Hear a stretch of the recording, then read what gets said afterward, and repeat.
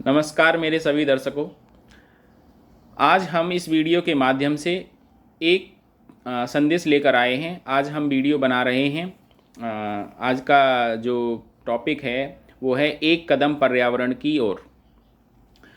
तो जैसा कि हम देख रहे हैं, भली भांति जानते हैं कि पिछले गत 2 वर्षों से कोरोना काल में लेकर एक बहुत सी चुनौतियां लेकर आया है, जैसे कि स्वास्थ्य, जीवन शैली और हमारी आर्थिक स्थिति जो है एक चुनौती बनकर है हमारे सामने। और पर्यावरण परिवर्तन जो है एक मुख्य चुनौती है जो कि दुनिया भर में मानवता के लिए एक संभावित खतरे के रूप में हमारे सामने खड़ी है। तो इस चुनौती का जो स्पष्ट प्रमाण है वो ये है कि हमारी जो वैश्विक अर्थव्यवस्था है आज के दौर में वो उच्च लागत पर चरम जो मौसम की जो घटनाएं हो रही हैं वो उनकी आवृत्ति बहुत तेज़ी से हो रही है। जैसा कि हम सब लोग जानते हैं कि कहीं पर बाढ़ आना, कहीं पर भूकंप आना। तो अतः इस महामारी के चलते ग्लोबल वार्मिंग जो एक मुख्य चुनौती है हमारे वैश्विक स्तर पर, वो हमें अभी बनी हुई है। क्योंकि एक चुनौती जो हमारे सामने संयुक्त राष्ट्र ने सितंबर 2015 में एक एजेंडा 2030 बनाया था, जो 17 sustainable UN sustainable development goals लेकर आया था। उसका यही एजेंडा पर्यावरण का ये था कि पूरे विश्व भर में वो पहले 2 डिग्री सेल्सियस का टेम्परेचर था विश्व भर में उसकी लिमिट, लेकिन वो ये था कि 2030 तक 1.5 डिग्री सेल्सियस रखेगा। लेकिन उसका जो आज का जो डेटा है, जो उस एनालिसिस है, ये कहना था कि भाई अभी कोरोना पीरियड आया हुआ है, तो लोगों की जो स्थिति है, जैसे फैक्ट्रियों का बंद होना है, लोग घर में हैं तो एक्टिविटी कम हुई है, हो सकता है उससे प्रदूषण कम हुआ हो, तो ग्लोबल वार्मिंग भी कम हो गई हो। नहीं, आज हम भी पीछे हैं। उसकी जो लिमिट 1.5 डिग्री सेल्सियस है, वो आज का जो डेटा है वो होना चाहिए 7 डिग्री सेल्सियस कम होना चाहिए इस स्तर पर, आज के लेवल पर। लेकिन वो आज भी 6 डिग्री पर ही है।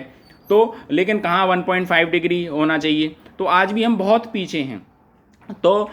तो इस एजेंडा से हमारी जो कार्य करने के जो वादे हैं, जो हमारी एक्टिविटी है, वो हम अकेले नहीं, जो संयुक्त राष्ट्र अकेले नहीं, वो हम सबके सहयोग से ही पूरा हो सकता है। तो हम सब लोग यही चाहते हैं कि ये जो हमारे पर्यावरण की जो स्थिति है उसको हम कैसे सुधारा जाए। जैसे अभी विश्व स्तर पर सभी देश अपना अपना प्रयास कर रहे हैं। जैसे कि हमारे प्रधानमंत्री ने भी अभी पर्यावरण को लेकर बहुत सारी sustainable government sustainable development UN के साथ मीटिंग की। उसमें बहुत सारी जो यूएन के जो सदस्य देश थे उन्होंने भी सब ने भाग किया, जैसे जापान है, चाइना है और यूएसए है, इंडिया है। इन सब लोगों ने भाग लिया। उन्होंने बहुत बड़ी पर्यावरण को बचाने के लिए बहुत सारे वो किए जा रहे हैं प्रयास। तो जो हमारे प्रयास हैं उसमें ये कहना चाहेंगे हम लोग कि अभी हम काफ़ी पीछे हैं। जैसे कि अभी चाइल्ड लेबर है एक, उसमें 10 में से एक चिल्ड्रन जो है चाइल्ड लेबर है हमारे देश में हैं। और 8 million tons of plastic waste जो जा रहा है समुद्री पॉल्यूशन के लिए। 257 ईयर्स पीछे हैं हमें अभी भेदभाव के उसमें। तो ये सब चीज़ें मैटर करती हैं कि हम लोग कितना पीछे हैं। अब जैसे अगर हम चाहें तो हमारा प्रयास, अगर हम जैसे यूएन सस्टेनेबल गोल डेवलपमेंट गोल ने एक जो एजेंडा रखा है कि 1.5 डिग्री सेल्सियस, अगर हम इस एजेंडा को पूरा करते हैं सहयोग के साथ, सभी देशों के साथ, ये नहीं कहते कि हम लोग ही अकेले, हम सब देश मिलकर करेंगे इस चीज़ को, तभी संभव है। तो इसका ये अनुमान है देश का कि इसमें हम कई सौ मिलियन तक जलवायु संबंध जो जोखिम है और गरीबी के लिए अति संवेदनशील लोगों की जो संख्या है उसमें कमी आ सकती है, और हमारा देश बहुत आगे, हमारा देश नहीं विश्व बहुत आगे पहुंच सकता है।